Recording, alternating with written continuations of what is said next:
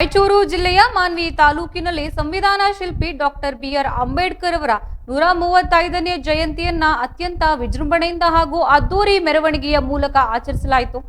ಪಟ್ಟಣದ ಅಂಬೇಡ್ಕರ್ ವೃತ್ತದಿಂದ ಆರಂಭವಾದ ಭವ್ಯ ಮೆರವಣಿಗೆಯಲ್ಲಿ ನೂರಾರು ಅನುಯಾಯಿಗಳು ಅಂಬೇಡ್ಕರ್ ಅವರ ಜೀವನ ಸಂದೇಶ ಸಾರುವ ಹಾಡುಗಳನ್ನು ಹೆಜ್ಜೆ ಹಾಕುವ ಮೂಲಕ ಸಂಭ್ರಮಿಸಿದ್ದಾರೆ.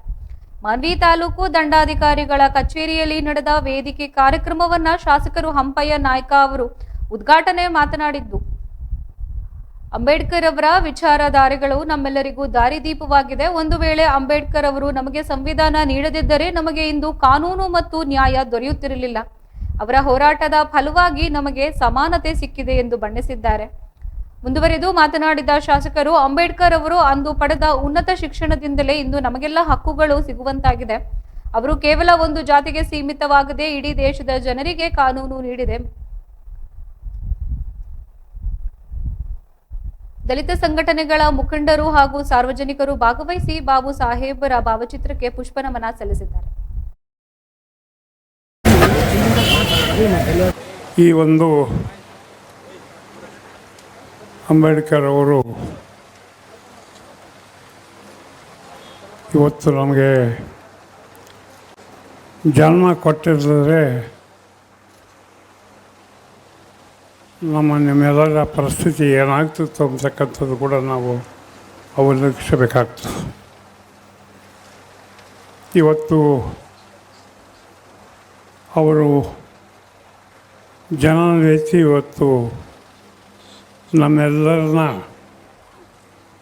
ಇಡೀ ಭಾರತದಲ್ಲಿರ್ತಕ್ಕಂಥ ಪ್ರತಿಯೊಬ್ಬ ನಾಗರಿಕರ ಜಾತಿ ಜನಾಂಗ ಧರ್ಮಗಳನ್ನು ಒಂದುಗೂಡಿಸಿ ಒತ್ತಡಿಗೆ ತಮ್ಮ ದಾರಿಯಲ್ಲಿ ಒಯ್ತಕ್ಕಂಥ ಕೆಲಸ ಇವತ್ತು ಡಾಕ್ಟರ್ ಅಂಬೇಡ್ಕರ್ ಅವರು ಮಾಡಿದ್ದಾರೆ ಅಂತಕ್ಕಂಥ ಮಾತು ಕೂಡ ಈ ಸಂದರ್ಭದಲ್ಲಿ ನೆನೆಸಿಕೊಳ್ಬೇಕಾಗ್ತದೆ. ಆ ಒಂದು ದಿಶೆಯಲ್ಲಿ ನಾನು ಹೇಳ್ತಿರೋದು, ಅಂಬೇಡ್ಕರ್ ಹುಟ್ಟಿದ್ರೆ ಏನಾಗ್ತಿತ್ತು ಅಂತಕ್ಕಂಥ ಮಾತು ಕೂಡ ಈ ಸಂದರ್ಭದಲ್ಲಿ ಹೇಳಿದ್ದೇನೆ.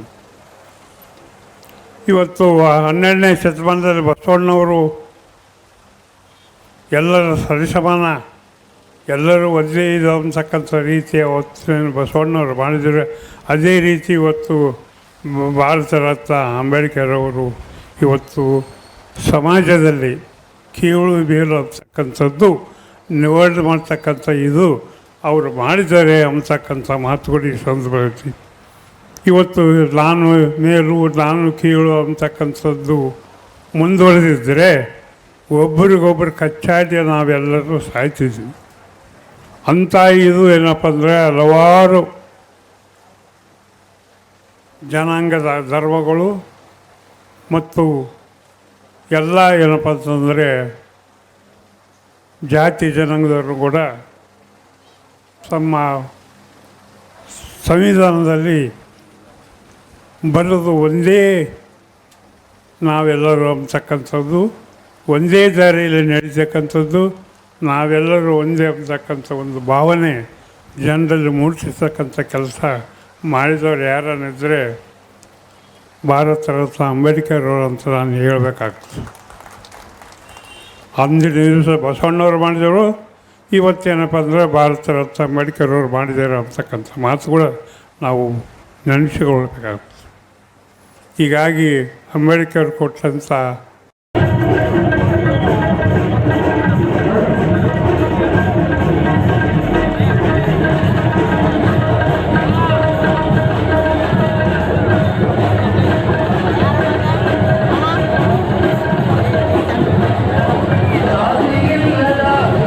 ಎಂ.ಸಿ. ವೀರಸ್ವಾಮಿ ಗೌರವಾಧ್ಯಕ್ಷರು, ಜಿಲ್ಲಾ ಡಾಕ್ಟರ್ ಬಿ.ಆರ್. ಅಂಬೇಡ್ಕರ್ ಸಂಘ ವಿಜಯನಗರ ಇವರು ವೇದಿಕೆ ಆಗಮಿಸಿ